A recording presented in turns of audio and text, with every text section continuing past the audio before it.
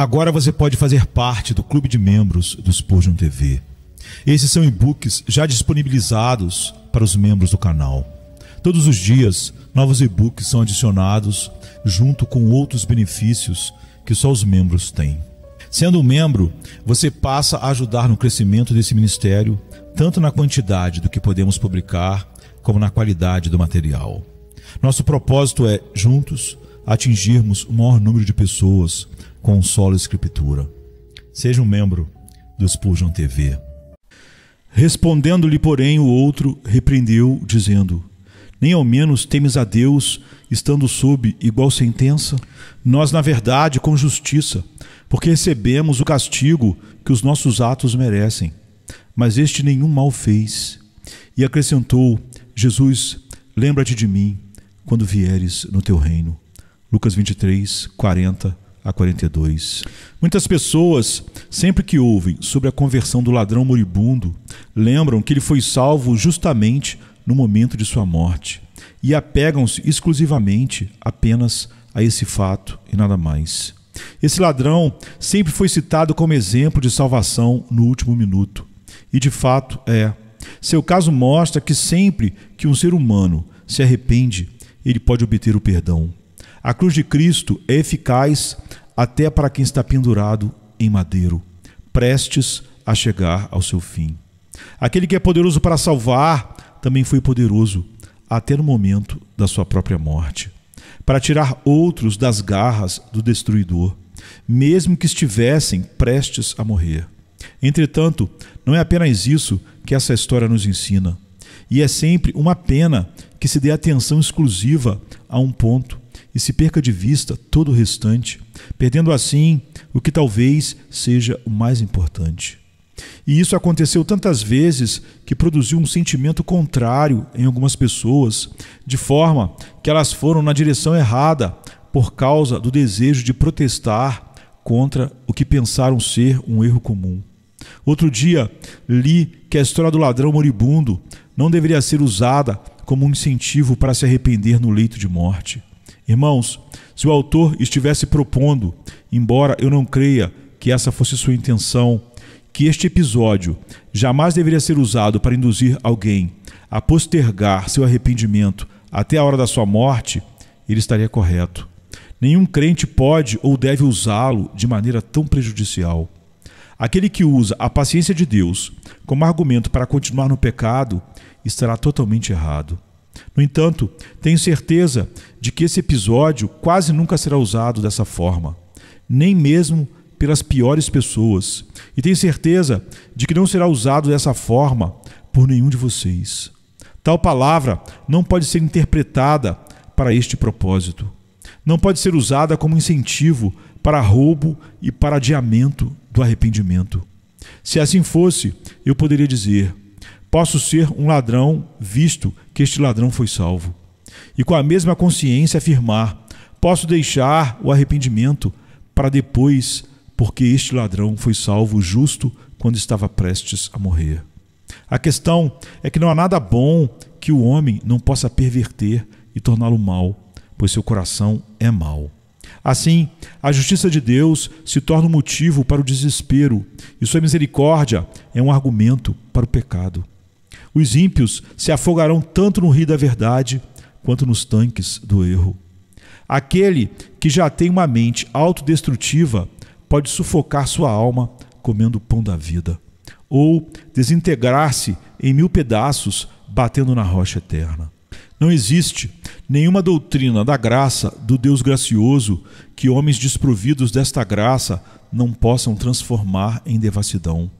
Porém, atrevo-me a dizer que se esta noite eu estivesse junto ao leito da morte de um moribundo e percebesse que ele está ansioso pelo destino de sua alma e com medo de que Cristo não pudesse dar-lhe a salvação, visto que deixou seu arrependimento para o último momento, certamente o faria lembrar da história desse ladrão moribundo e faria isso com a consciência tranquila e sem hesitação.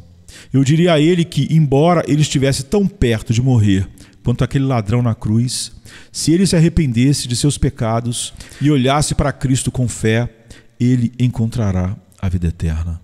Faria isso de todo o coração, alegrando-me por ter uma história como essa para compartilhar com alguém que está às portas da eternidade. Não creio que o Espírito Santo me censuraria se eu usasse essa história dessa forma, visto que o próprio Espírito a registrou e a gravou sabendo de antemão que seria usada dessa forma.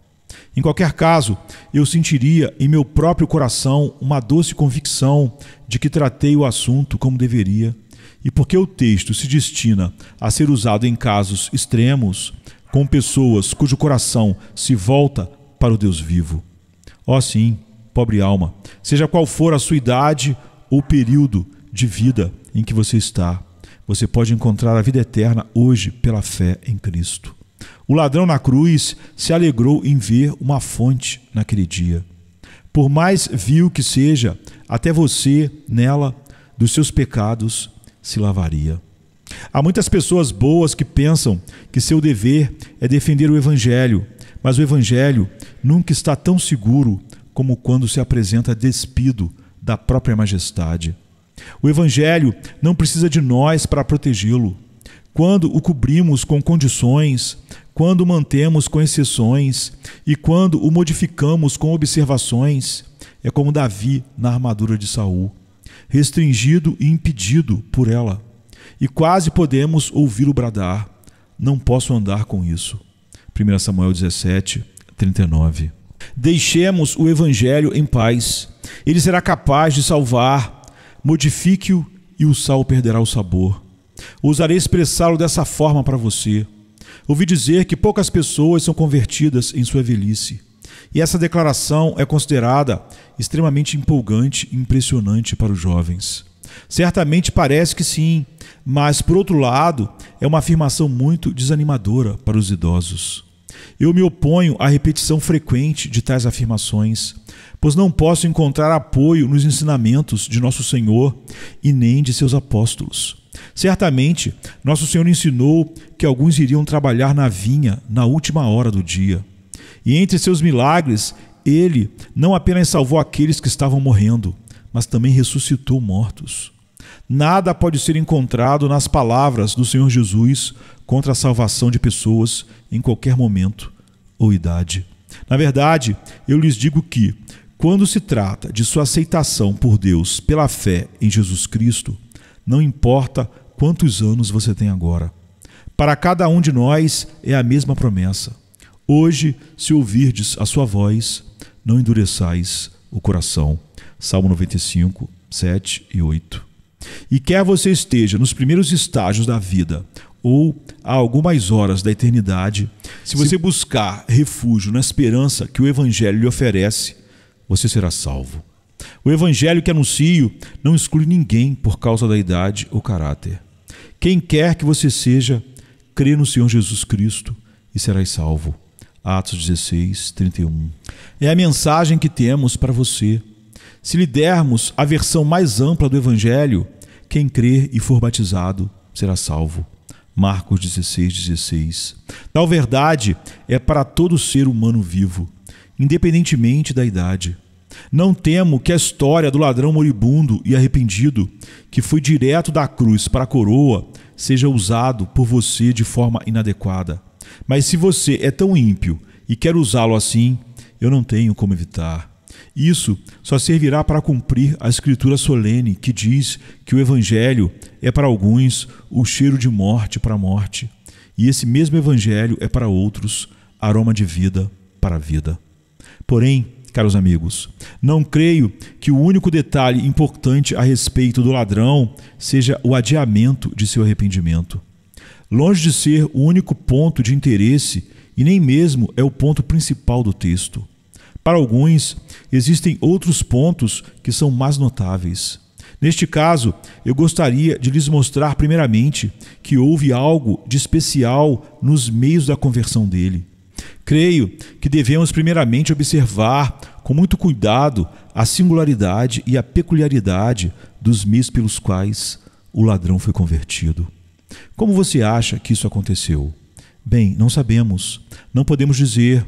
Parece-me que aquele homem era um ladrão não convertido e obstinado quando foi pregado na cruz, visto que um dos evangelistas diz: e os mesmos impropérios lhe diziam também os ladrões que haviam sido crucificados com Jesus.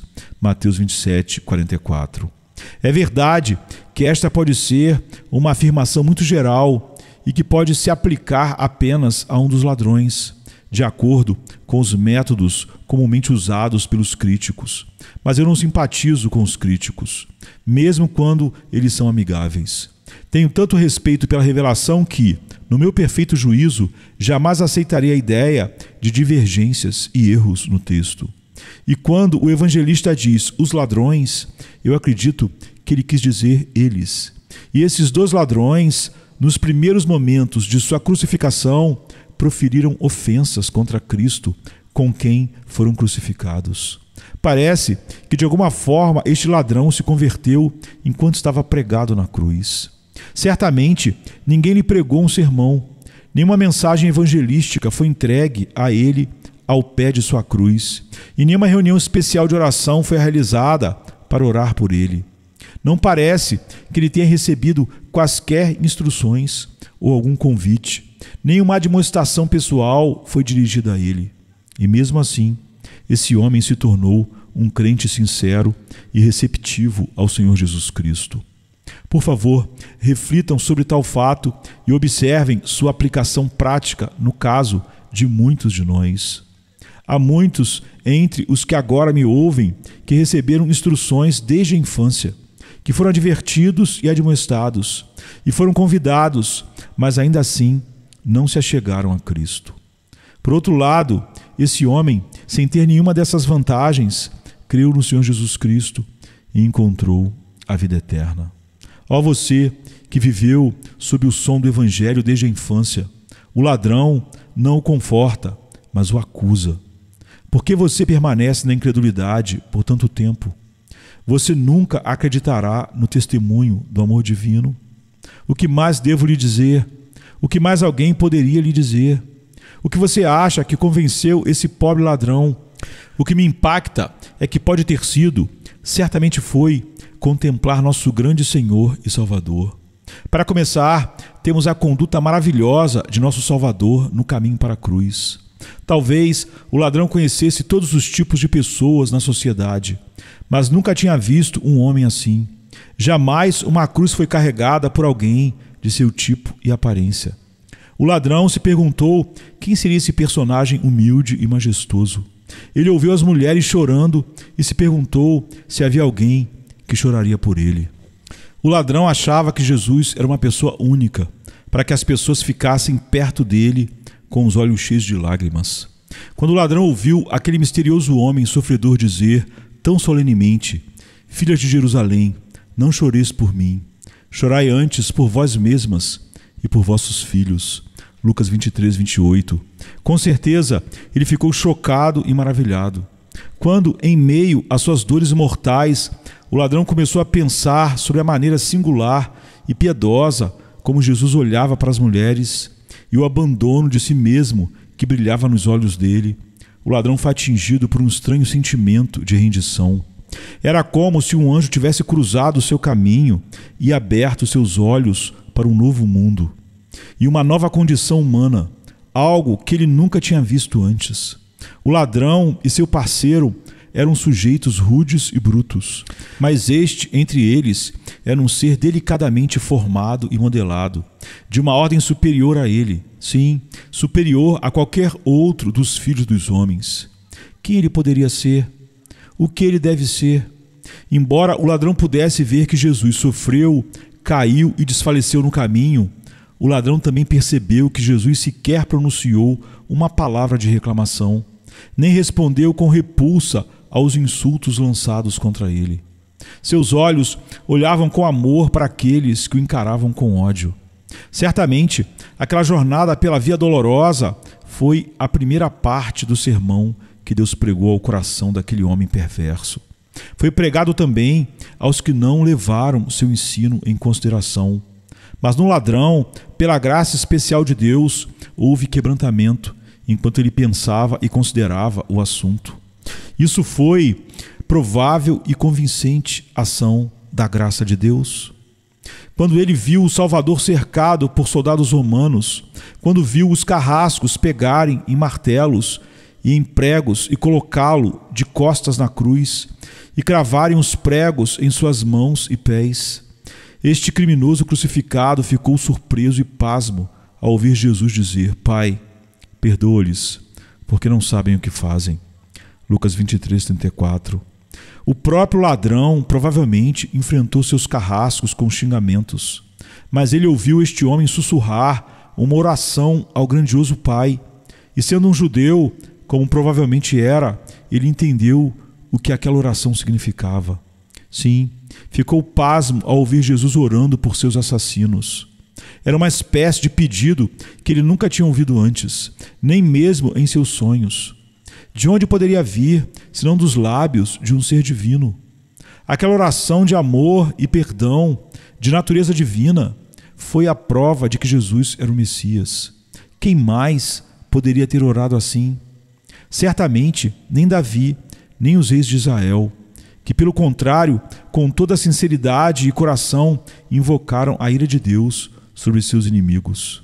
Nem mesmo Elias poderia ter orado assim, mas teria pedido que descesse fogo do céu sobre o centurião e suas tropas. Era um som novo e estranho para esse homem. Acho que ele não foi capaz de apreciá-lo em toda a sua plenitude, mas posso muito bem acreditar que isso o impressionou profundamente e o fez sentir que seu companheiro no sofrimento era um ser em quem havia abundante mistério de bondade. Quando a cruz foi erguida, aquele ladrão pendurado em sua própria cruz olhou em volta e suponho que ele pudesse ver a inscrição escrita em 3 línguas: Jesus Nazareno, o Rei dos Judeus, como está em João 19:19. Essas palavras foram sua pequena Bíblia, seu Novo Testamento, e ele interpretou de acordo com seu conhecimento do Antigo Testamento.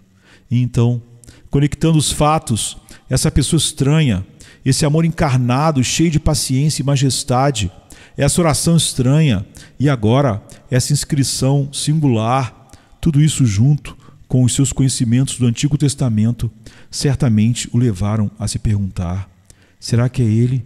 Este é realmente o Rei dos Judeus? Ele é aquele que fez milagres, ressuscitou os mortos e afirmou ser o Filho de Deus. Tudo isso é verdade e ele é realmente nosso Messias? Então ele se lembraria das palavras do profeta Isaías: era desprezado e o mais rejeitado entre os homens, homem de dores e que sabe o que é padecer. Certamente ele tomou sobre si as nossas enfermidades e as nossas dores levou sobre si. Isaías 53, 3 e 4. Então o ladrão provavelmente disse a si mesmo: é isso, eu nunca tinha entendido essa passagem do profeta Isaías, mas deve estar apontando para ele. O castigo da nossa paz está sobre ele. Seria ele aquele que é aclamado nos Salmos: traspassaram-me as mãos e os pés. Salmo 22:16. Olhando para ele novamente, sentiu em sua alma esta convicção: sim, deve ser ele. Poderia haver outro tão semelhante a ele? O ladrão sentiu uma convicção invadir seu espírito. Então ele olhou novamente e viu como todos os homens ao pé da cruz o rejeitavam e o desprezavam, assobiavam para ele e o vaiavam. E isso tornava tudo mais evidente. Todos os que me veem zombam de mim, afrouxam os lábios e meneiam a cabeça. Confiou no Senhor, livre-o ele, salve-o, pois nele tem prazer. Salmo 22, 7 e 8. Quem sabe esse ladrão moribundo tenha decifrado o evangelho dos lábios dos inimigos de Cristo. Eles disseram: salvou os outros. Mateus 27, 42. Então ele pensou: ele salvou os outros, por que ele não poderia me salvar também? Que grandiosa porção do evangelho foi para o ladrão moribundo.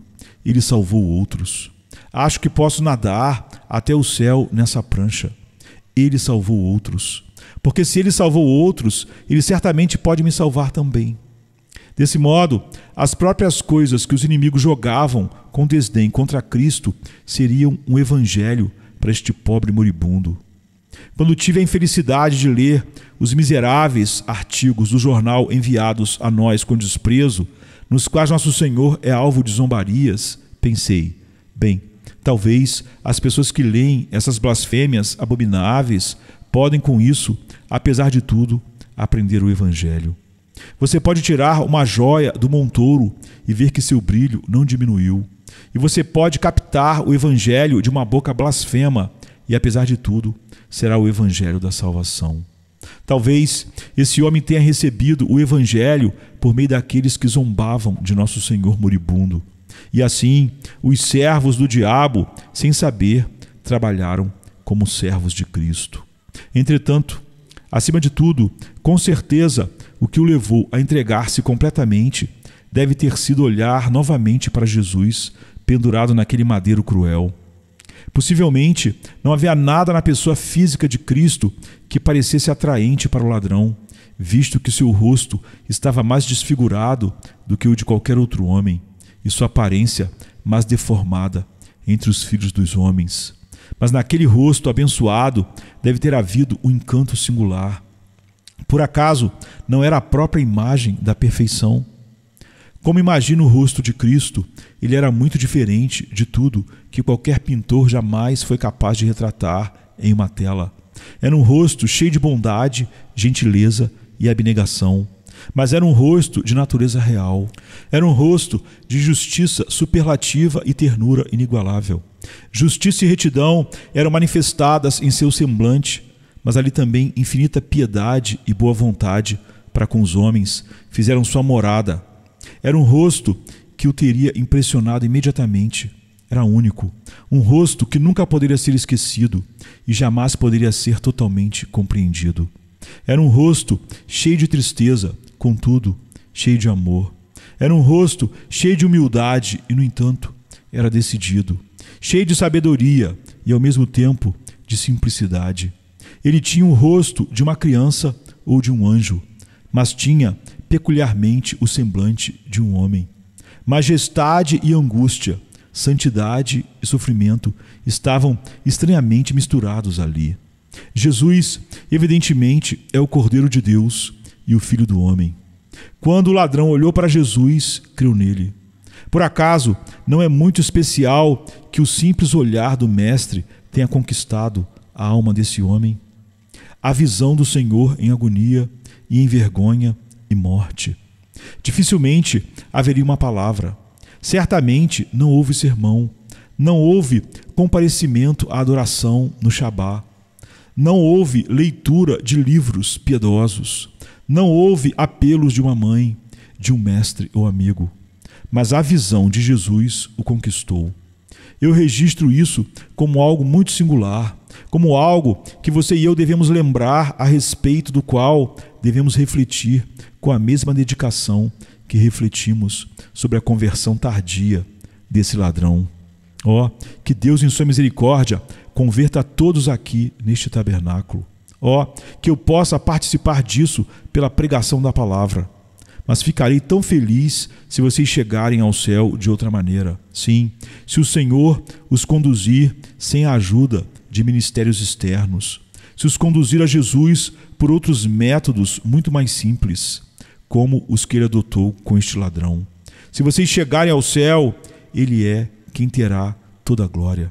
E este pobre servo transbordará de alegria. Ó, se vocês olhassem para Cristo hoje para viverem, ele está presente diante de seus olhos, evidentemente crucificado entre vocês. Olhe para Jesus e seja salvo nesta mesma hora. Venha, se cansado estás, e eu descanso darei.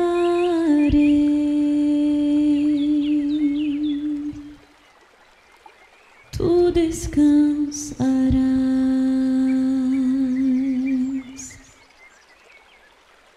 Venha a mim se não tens paz, e eu darei paz sem fim. Terás paz sem fim. O meu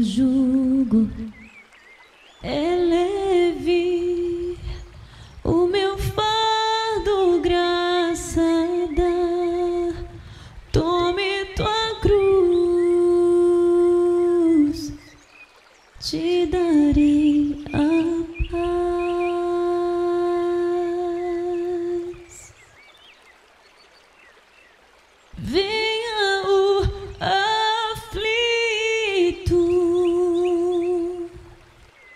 e lhe darei paz, minha paz darei.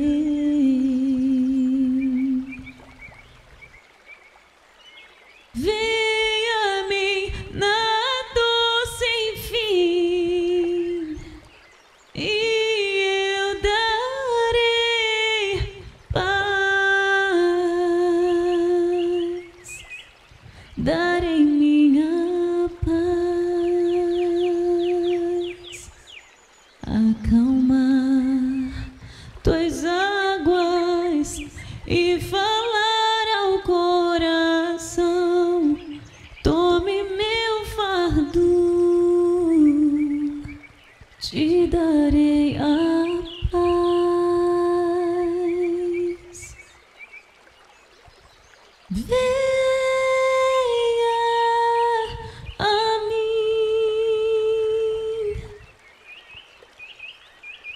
venha a mim, venha a mim.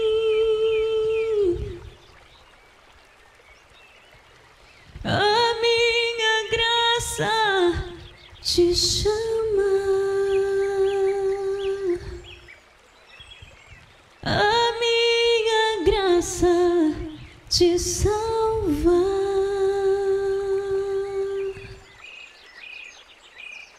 Venha a mim se triste estás, minha alegria terás, alegria e paz.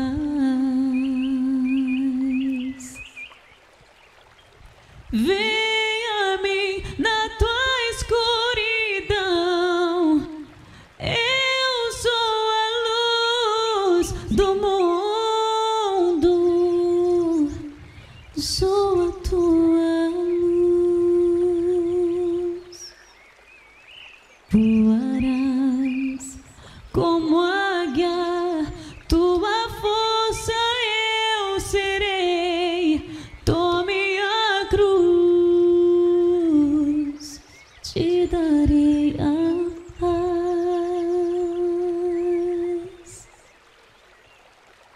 Venha a mim,